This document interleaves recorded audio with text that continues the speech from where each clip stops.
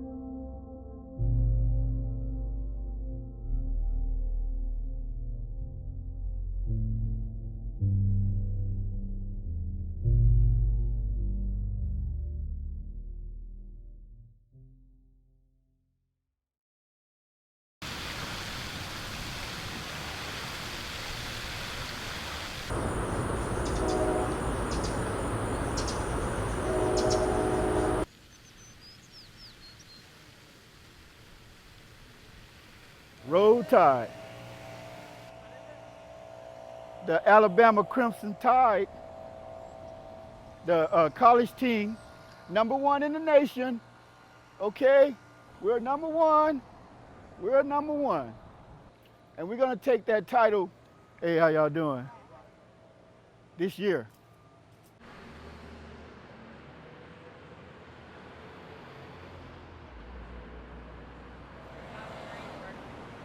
I was infantryman. Yes, ma'am.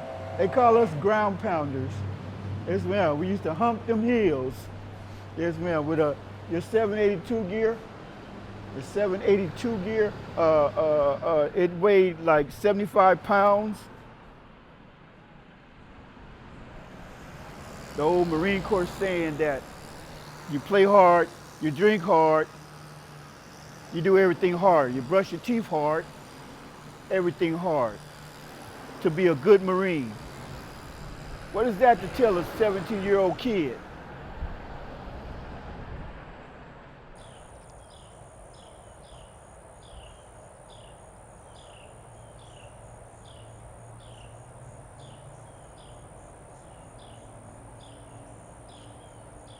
Early in the morning. That's the way I start my morning. I say my prayers to God, and I go to the gym, sometime to shower. Well, I shower frequently at the gym because I'm a member there. And they don't know about my situation. If they did, they would feel sorry for me. I don't want nobody feeling sorry for me. No, no, no.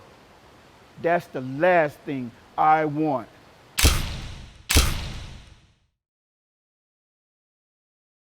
And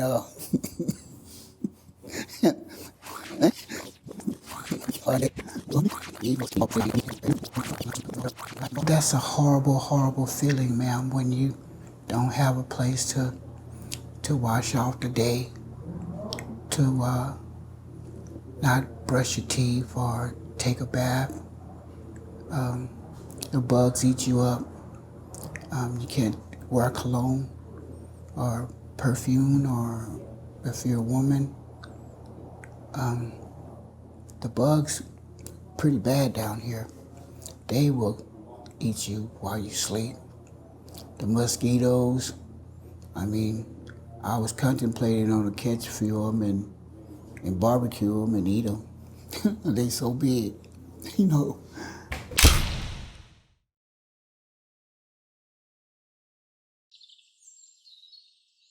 I was born in San Diego, California, not far from the Pacific Ocean.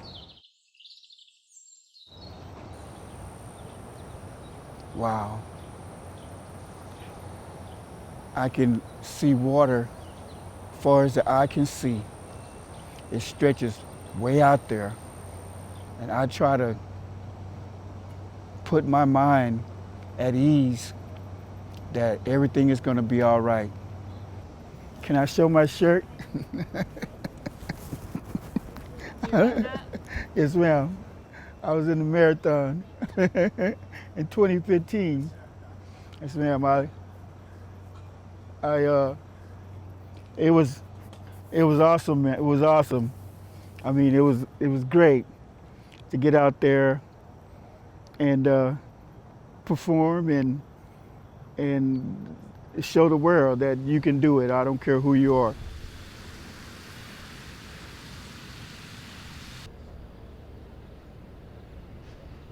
I was accidentally cut off by the VA.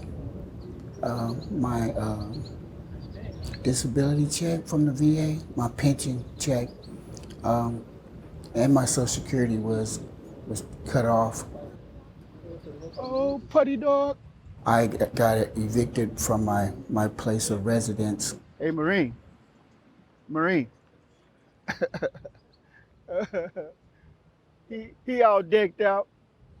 And I kind of been homeless ever since. God, you don't want to feel that. It's a low, that is the low, it's,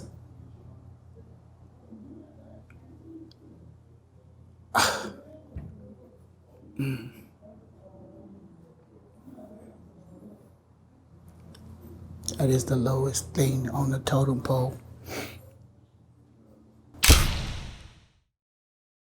I'm like Jed Clampett. Land fresh now so far and wide. Keep Manhattan, just give me this countryside. Yes, sir, that's what I love about being homeless. They was trying to let me win last night, but I got tickled, man, I made the beautifulest bank shot you ever seen, and that daggone cue ball went right in the other corner, and everybody, you heard everybody in the bar go, ah. Back home, I've won trophies and stuff back home, but they all burnt. I had one trophy, it stood about that big. Had the little dude with the pool stick on it, playing pool.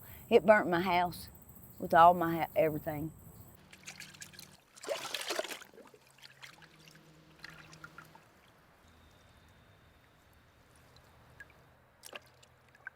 I like to camp.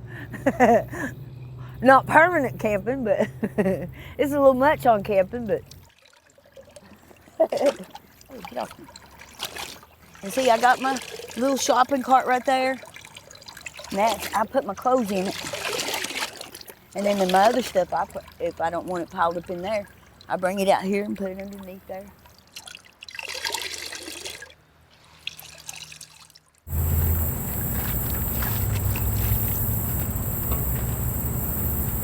Ooh, my favorite shirt. That baby is so soft. That shirt right there. You wouldn't think that it would be that soft, but it is. It's just so soft.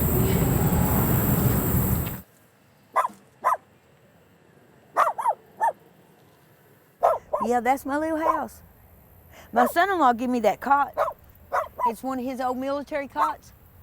I was just going to borrow it. And he said, I got one you can have. He calls me Jitter. Because everybody from back home calls me June.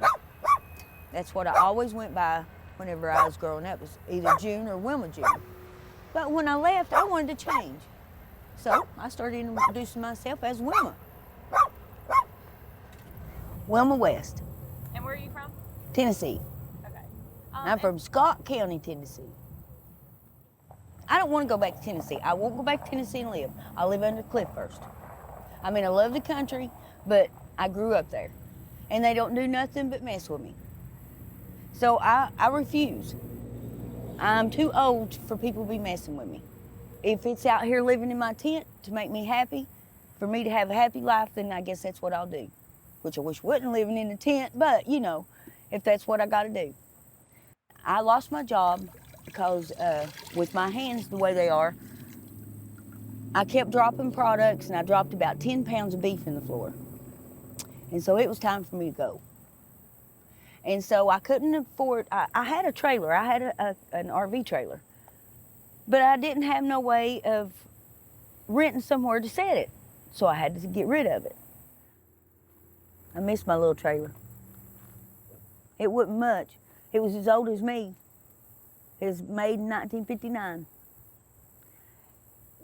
And it was falling apart. It needed new flooring in it and all that, but shoot, it was still mine, you know? But I had to get rid of it. I cried the day they pulled it off there. Oh, I fry me taters, and I make greens, and I heat my bread up on there. I got this, which they're dirty right now, but I have these things right here. And you really don't have to have bowls and all that stuff. And then I have these things that I can use. They're I can either use them for a lid, or I cook in them. And they're $1 for 2 of them. So, you know, anybody out here that's taking and they go out and they bum for money, take $1 of that money, buy you something. You can even take your bologna or hot dogs and put it on a stick and cook it. You can always feed yourself. Or I try to anyway. Oh, and see, I got my little bar of soap, which is dirty right now. And my dish liquid, see? I try to have everything that you need. Or that you should, you know, that you use, and you don't have to, and it don't have to be that expensive. You don't got to spend a lot of money on all this camping gear and all that stuff. Just makeshift it. You know, it's there. There's plenty of things. And my friend gave me, I'm fixing a thing right now. Let me see if I can get it out here. And you already see Spike riding in this. See? What I'm gonna do is, you know these wagons that they have that you can pull behind your bicycle? I'm hung up in my dress. But I can take this. That's why I got these one things around here for. It's Spike. I take him and put him in there, and I've got these, see here? I've got his leashes, well, his and his daddy's leash. I got them right here, tied around that, and then what I do is I put him a blanket right here, down in this, and then I hook him to it, and he sits there and rides. He'll sit there and just look around. But I'm fixing it. What I'm gonna do is I'm fixing it. I'm taking this right here, this, because all I need is one arm, and I'm gonna put it in there. And on this side, I'm gonna make it permanent. But on my bicycle, I'm bending this and making it to where I can put it over that and then hook it into my bicycle.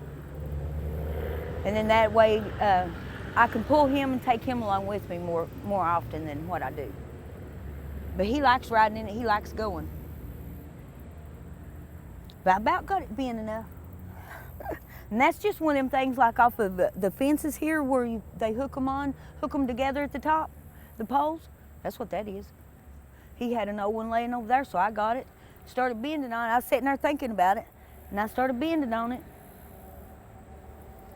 And it takes me a while. I work for a little while and I get tired. My hand starts hurting, then I quit. Maybe I'll go back to it the next day, you know. But it works. And then whenever I take him, we'll take, like on Sundays sometimes if I've got enough money, then I'll take my laundry. Instead of doing it out here, I'll take it to the laundromat on Sunday. But like if I don't have enough change or something like that, then I do it here.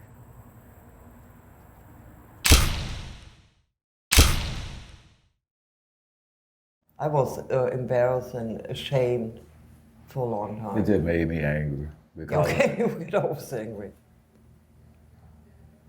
You don't, basically when you get turned into a homeless person, you lose every right, basically. You know, people think they can treat you any way they want.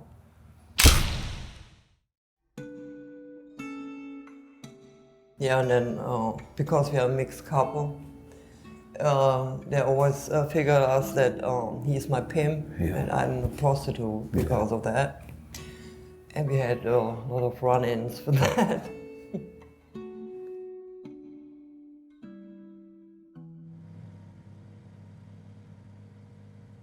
When we went in the morning to get our sack lunch, that was our breakfast. And we were eating it on 2nd Avenue, and people were driving by, and some showed us the middle finger, Yeah. yelled out of Yelled the out of the car window. That's Badge. the badge of Yeah, the homeless that's people. the homeless badge. Is a backpack. People see you with a backpack, they automatically jump on assumption 101. Don't know anything about you or anything. It's just, oh. That's why we decided to go and get a tent and get a tent and try go to keep, at least keep our independence and dignity. dignity here. You know, if nothing else. We had it situated as comfortable as we could make it. I built a 4-foot high fence around the perimeter. You know, it had tarps over it, you know, to protect against the weather and things like that. I mean, as far as outside, okay, that's fine. You know, but when situations like that happen, it's hard for you to sleep. You're sitting there watching all the time. And we had wildlife back there. There was coyotes back there, there was raccoons back there, there was armadillos back there. It was a couple of stray animals and stray dogs and stuff back there. So every time a branch cracked, you know, you sit up in bed like, okay, you know, reaching for weapons or whatever. And that adds stress to your situation too. Because you don't get a good night's sleep, how can you get up the next morning to really function the way at your capacity or whatever?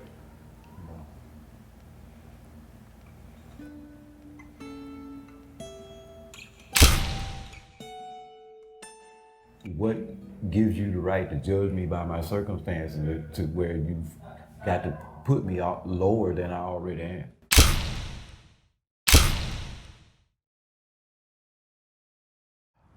I guess it's really kind of hard to put into words to a certain extent, but it's just, you wonder if you're going to get frostbite. You wonder if somebody's going to walk up on you. I guess for well over 6 years, I can't even tell you if I ever had a really decent night's sleep, because you're always listening for the sounds. I did not live in a tent. I slept on concrete pads, I slept on cardboard boxes, I slept up underneath trees.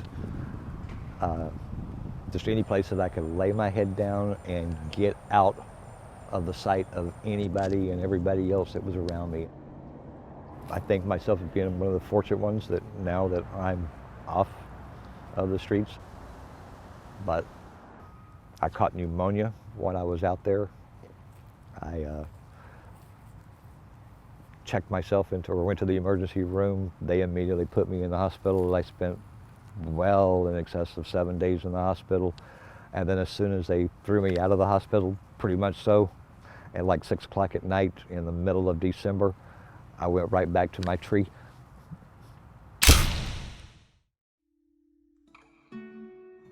I remember one time I was walking across the parking lot, and the one thing that I remember hearing was probably this little, I don't think he was much more than 6 years old, looked at his mama and said, "That man is homeless. What's wrong with him?" or something along those lines. And you know, I mean, that just makes you stop and wonder what your life is really and truly all about. You know, I mean,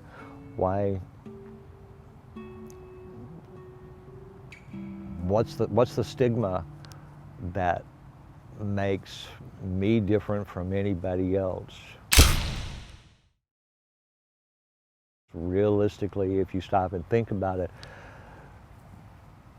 in today's economy, in today's society, a lot of people could probably wind up in the same situation that I was in.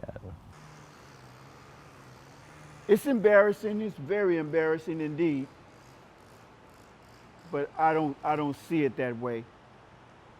I'm growing. I am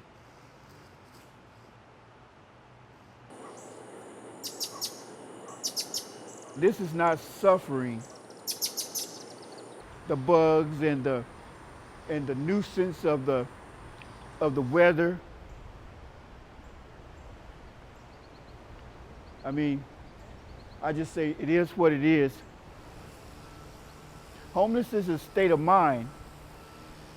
You can channel your mind to other you can channel your mind to other things. You only suffer if you want to suffer.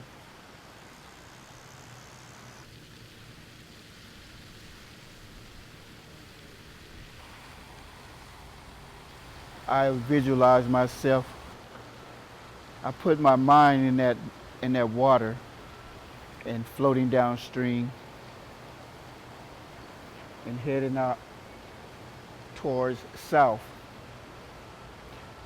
The mind is a terrible thing to waste. Terrible.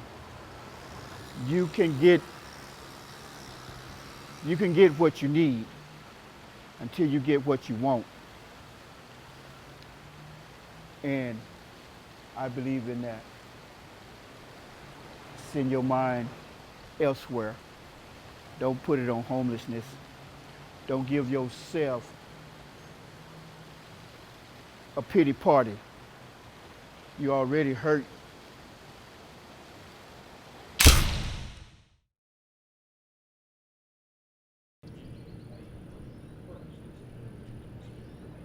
Good morning. How you doing? I know them two right there real well. And they're very friendly, but they drink. And I don't think that I should judge them. I just speak to them on the humanitarian principle.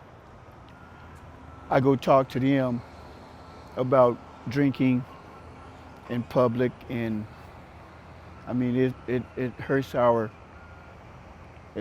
image.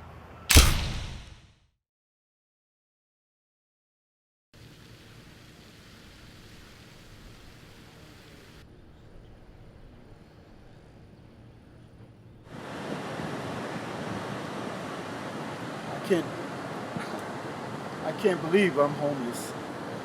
I can't believe it. I thought I gave my country so much.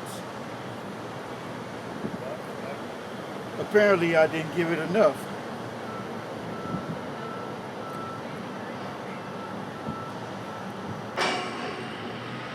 I take nothing for granted. No more. I used to live in a nice place, a nice apartment with 2 cars. All that was taken away. I said, okay. What do I do now, God?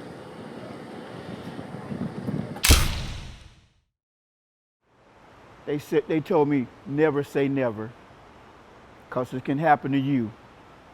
It can happen to you. I'm like, nah, it ain't gonna happen to me, but look where I am. Look where I am. Lord.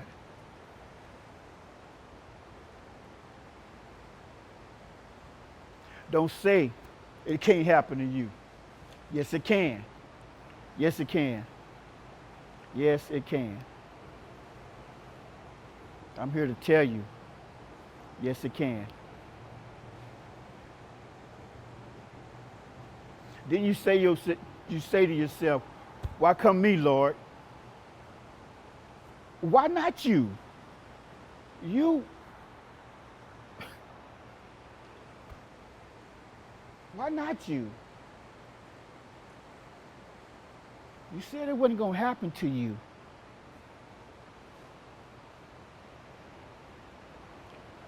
It happened.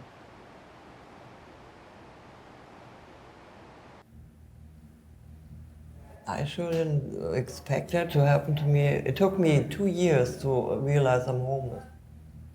I said, no, that can't happen to me. Not to me. What? To me? No. I lived in my car and I still didn't want to let it in. I was really ashamed after I realized that I'm homeless. And I thought it's kind of like I wake up and, you know, the nightmare's over. It's just a dream. With certain groups of homeless people, you could actually hold a decent conversation with them. And then with other groups, it was just like everything just, and then you could hear a back rush. There was more than one wind, you know, it would be like a big one, and then to let you know that everything was missed. I have a master's degree, so, Yeah, and I don't tell you in what. Don't even ask. Yeah, and I was going for my bachelor's degree at University of Phoenix. And then, you know, I own my own business as well. I'm an entrepreneur, and I own a company called Oseba Products Company. It's an LLC, and I was using my college disbursement to pay for it through LegalZoom. And I got my LLC and got it, you know, down and getting my product. And I sell like those oils, the essential oils. And I was making my own lotions and shower gels. I was selling soaps, shea butter, cocoa butter, products like that for your health and skin. And they didn't want to hear that either. You know, well, what you doing out here then if you're doing that? I said, because it takes money to maintain it, you know, and if you don't have it, advanced capital, and then once I started talking like that, it was, and I see the little, you know, I see the lead. I be like, okay, just. Yeah. When you say, let's get a beer, I mean, that's the language they understand. But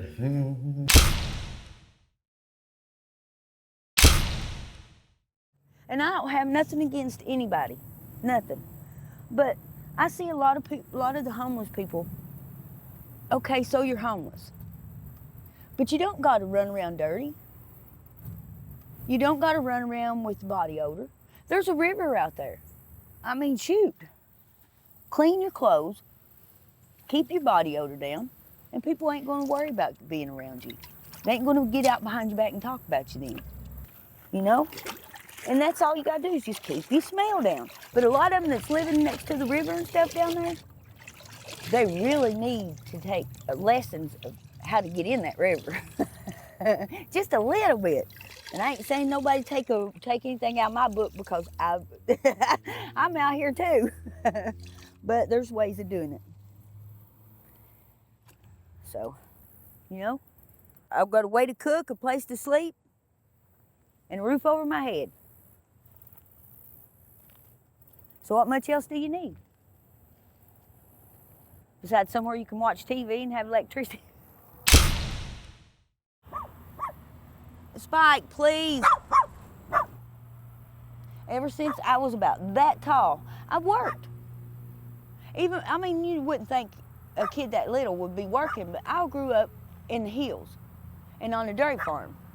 So you get out and you work just as well as everybody else does. And the owner, one of the owners of the dairy farm,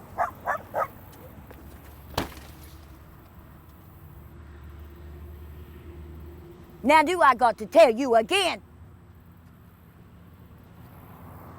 Sorry. But one of the owners of the dairy farm, he would come down every other day when we was at the dairy. And I'd go out and he'd have this tractor that he would throw manure across all the fields and stuff, and I'd ride on the tractor with him and I'd take the stick and poke it back there. He would have 2 pockets full of change. So much change in his pocket, nickels, dimes, never a penny, but always nickels, dimes, and quarters. And he would give them to me.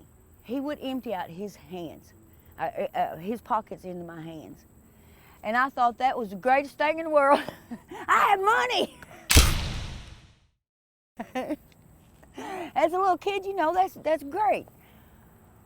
But then, you know, I've always worked. I worked at that dairy. I worked at bars. I worked at fast food restaurants. You know, I get out here and I've made gardens every year. And now I'm getting where I can't do all that, and I don't like it. Yeah, I'm old. Yeah, I'm getting old. But Lord God Almighty let me still be able to take care of myself. But I can't anymore, and I don't like that. That hurts my feelings because I can't take care of myself.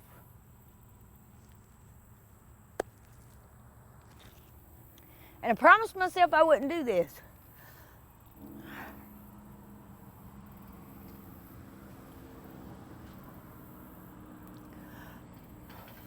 All right.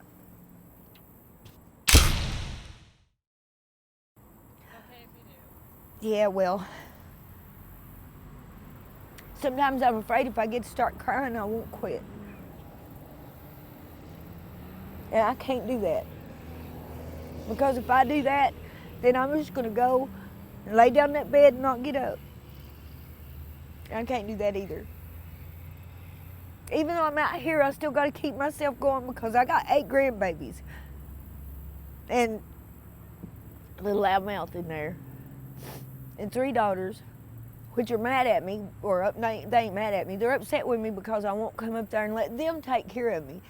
That's not the way it's supposed to be. It's supposed to be you take care of your kids. You raise them to be the person they're supposed to be. Then they get their own life, and then you're supposed to be able to take care of yourself and not have to worry about your kids going to have to take care of you. And they don't understand that. They don't understand why I won't let them. But I just can't.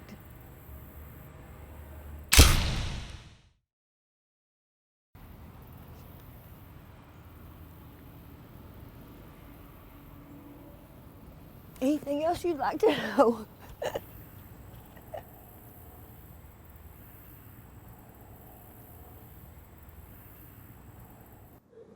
I contemplate killing myself.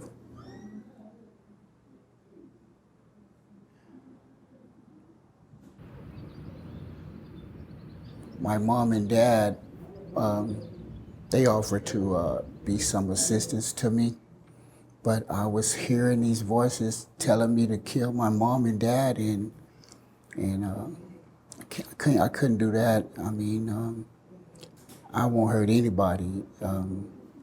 I hear voices now, and I don't know, I'm kind of about to cry.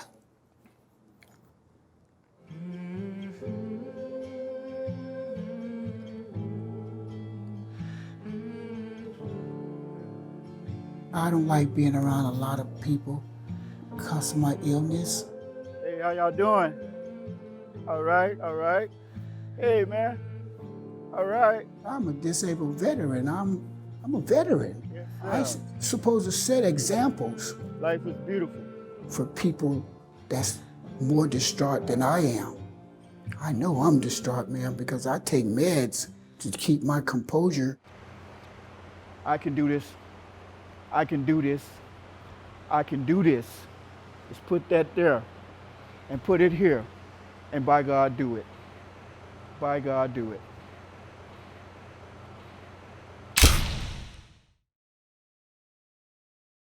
I wouldn't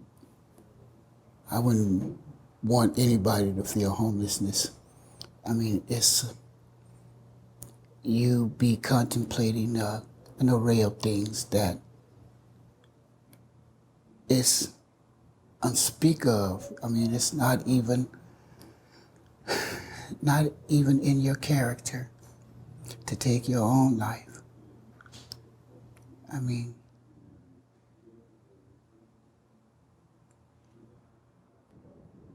I was gonna like, whoa, it's over.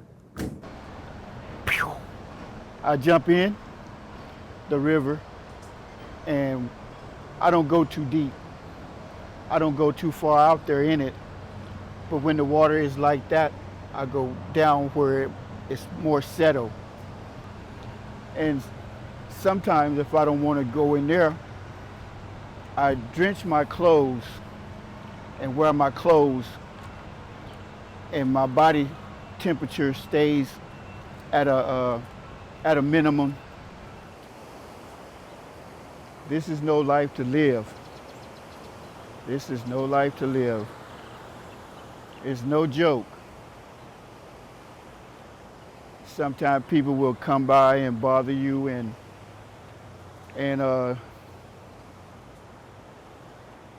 I just say move on.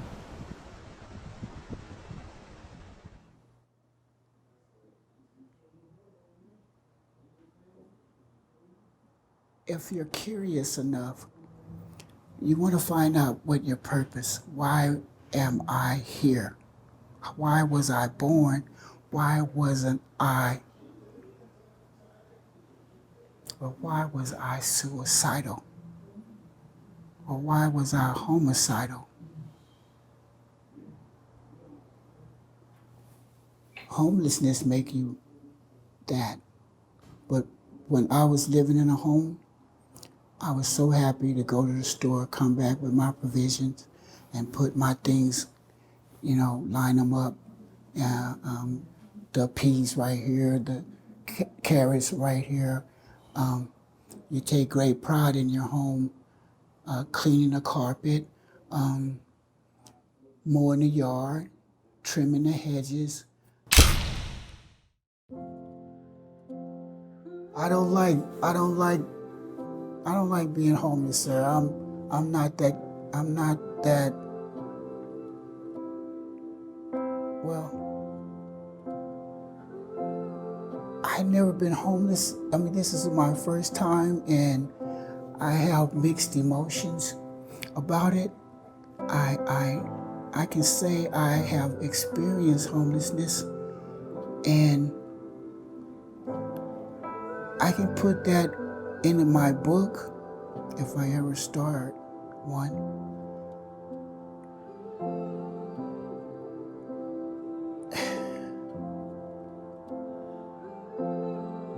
It takes the breath out of you.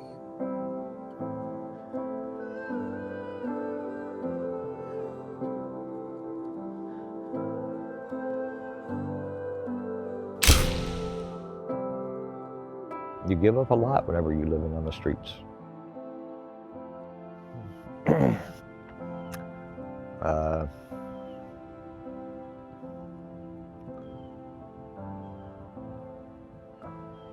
I guess I thought I would just grow old and fat and just sit back and have absolutely no worries, realistically to speak of whatsoever.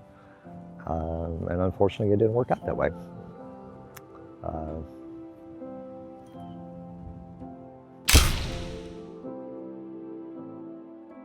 I like to think that I came from a very loving home. I came from a good background. I was college educated. Because realistically of one mistake that I made, a very costly mistake that I made, I almost came to the point of being ostracized. And what's the use? I mean, why do some people want to continue to go on? I mean, it's unless somebody's been there, they have no idea about what I'm talking about at all. So.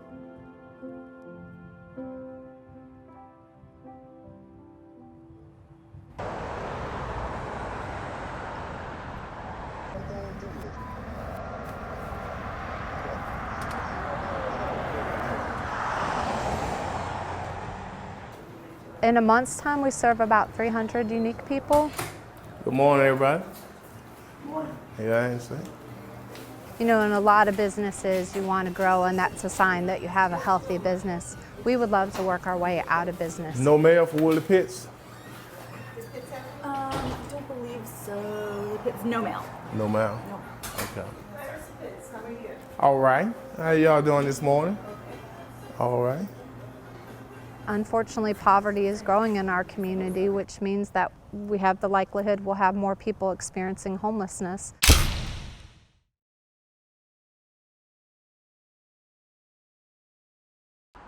We offer a variety of things. One of the main things we do is information. We publish a Street Beat, a little pocket-sized guide to emergency services, which we update quarterly. We have a place where people can get their mail. People can use a phone with Aventa cell phones. There's not public phones in most places, so people can use the telephone, they can get messages. And then we also help people with identification, getting whatever documents they need so that someone has a legal identification. That opens up employment, maybe some benefits, housing. A lot of times you have to show all that to be able to rent a place. And then we have a place where people can store their personal belongings. Every state now you have to have identification to get your birth certificate. You have to have a birth certificate to get identification. There's just a lot of pieces that most of us take for granted because we haven't had to go through that process of getting something with nothing to start.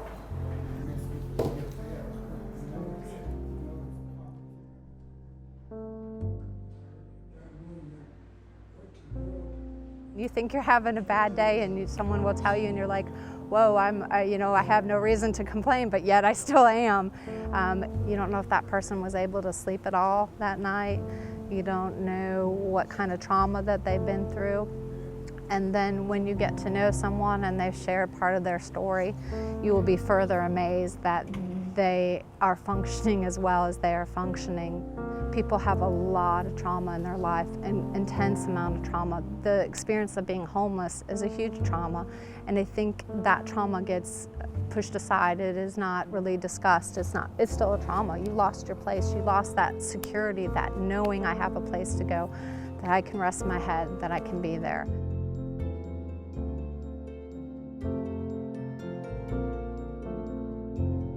I was thinking about hurting myself, and I overheard this gentleman talking about the Homeless Resource Center.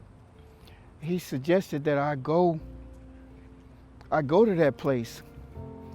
I said, man, yeah, I'm gonna take it in consideration to go. He said, don't take in consideration, just go. And so I made a 360 and went to the Homeless Network Center. Boy, you talking about old happy day. Lord, have mercy. My life ain't been the same since. They care about you as an individual, and that's the thing right there. And it just blew me away. And I need this place. Today can be a bad day. You need to know that there's a possibility, there's something different for you. How you doing, sir? How you doing this morning? All right.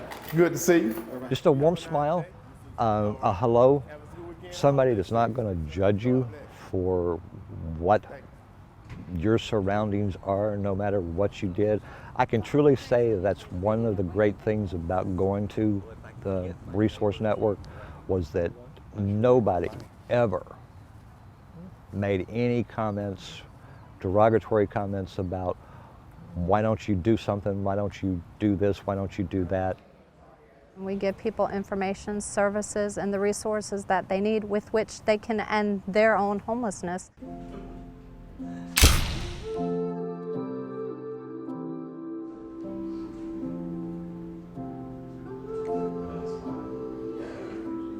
You just want to live normal. Yeah, just want to live normal again.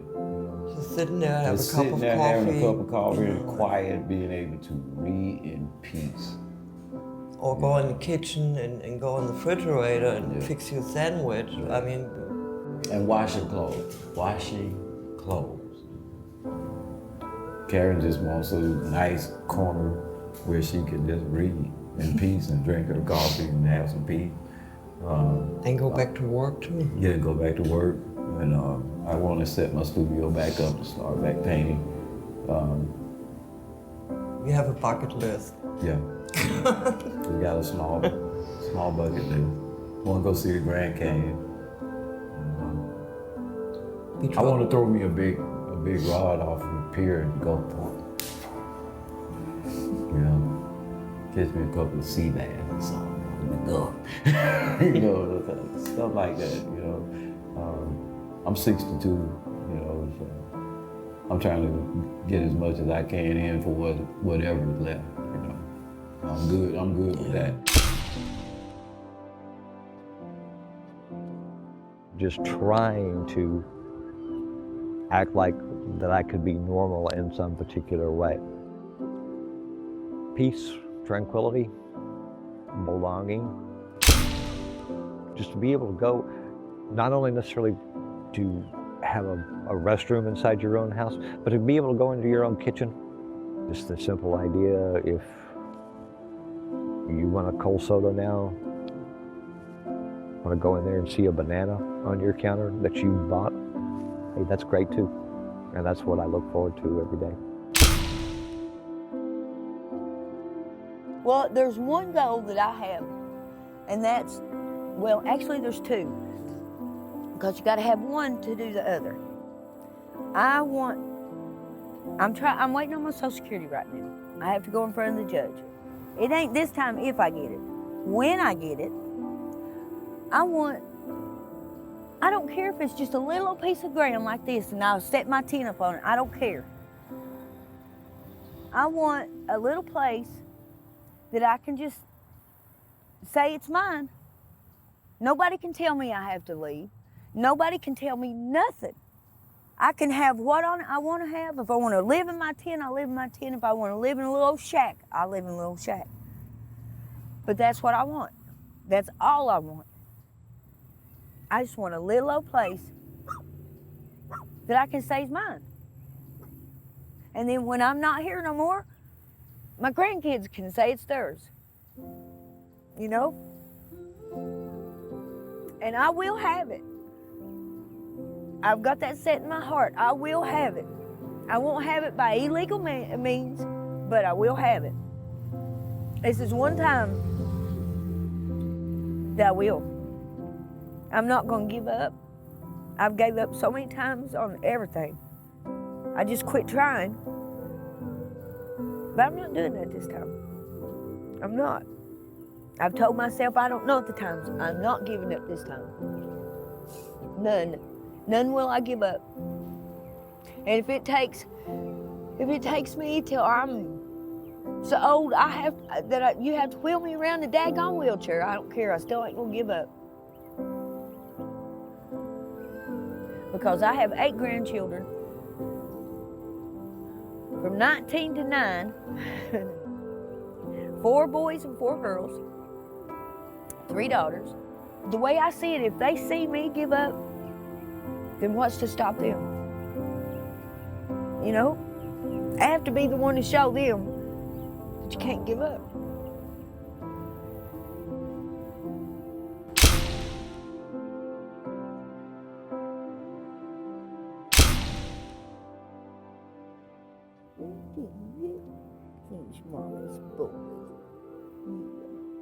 Right now, he's what makes me wake up really in the morning and get up. Because when I wake up, he's always ready to go out. And if he's not, I'll tell him, hang on a minute, and I'll run over there and I'll get my coffee and my cigarette, and I'll come back and then he's ready to go out. Then he'll go out and he'll do his peeing, you know, and everything, and we'll walk out down that way. Everybody wants him. Everybody comes up here and sees him and says, you ought to just give me that dog. You won't have nothing to worry about. And I said, yeah, I wouldn't have no reason to get up of a morning. Because he's what makes me get up. I think about my other kids, you know, my grandkids and everything, but they're not here. They got their own life, and they're getting older and everything, you know. So, and it's a reason to get up because of them.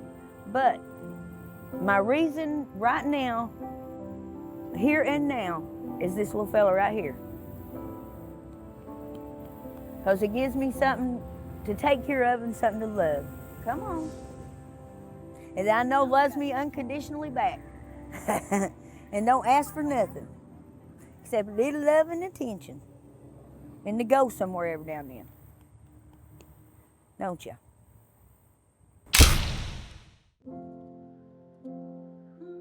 I love to walk, and I feel God is walking with me, and Jesus is embracing me at the end of my walk, and I don't want to look back. I'm homeless, but I know there's an end. There's an end, because I know I'm on a good road, and I walk out that door like I'm still in the Marines. I'm chest out, head up, ready to do it. I'm 62, but I have a lot to give. I have a lot more to give. Over there is the college. You can walk up in the college and go up to the 3rd floor, and there's the School of Technology and the School of Medical Terminology. One day I'm going to go to that school. I'm going to go to that school and get my degree. And I believe I will. I believe I will. I know that I will, because that's my plan, ma'am, to better my life.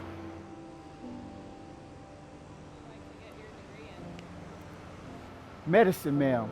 I love helping people, and I love talking to people, and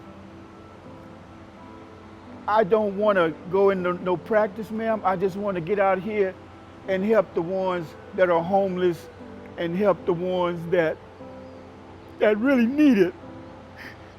That really need it.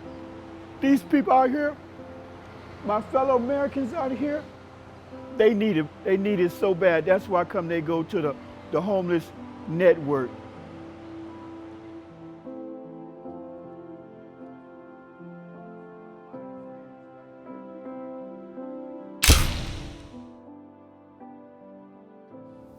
Thank you. I've never had a chance to voice my feelings, and I am so overwhelmed right now.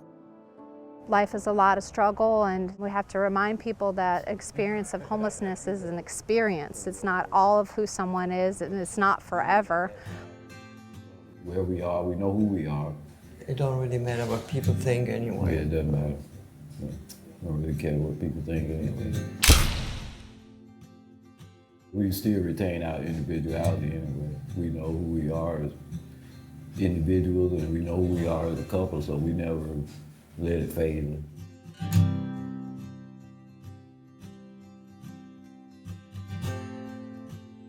For once. For once in my life, I believe in me. I let myself slip. I let myself be told and made to feel like that I was worthless. And I don't think I deserve that. You know, you can't help the situations that you get in most of the time, but you can help of how you deal with it. The good Lord above is the only one that can stop me. And I'm hoping he don't.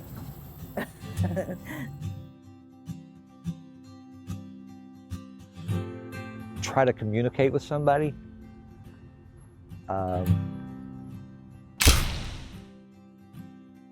Try to see things from their perspective. At least just don't cast us out as lepers.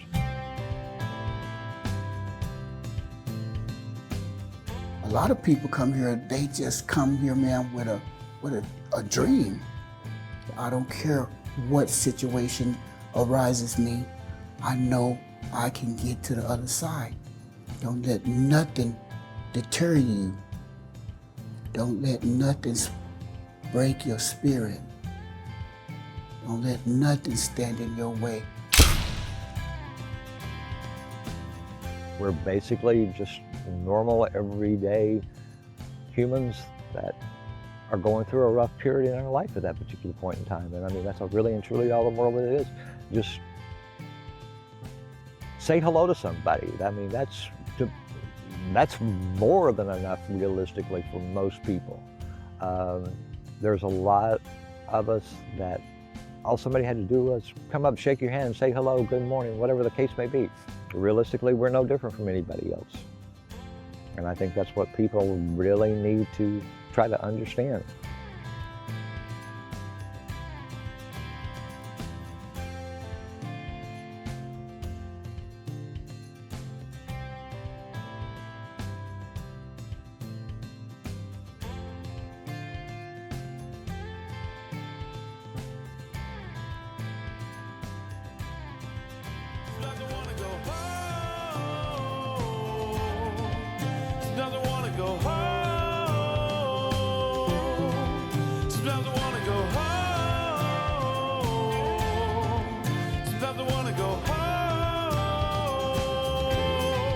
We thought this was a good representation of you from what you gave us yesterday. Oh. We took it. Oh my God. We had a print made. Oh Lord, I can get that to my mom. That is so cool. You look good on camera. Thank you, my friend. Thank you. Lord, have mercy. Ooh, I need a hug. I need a hug.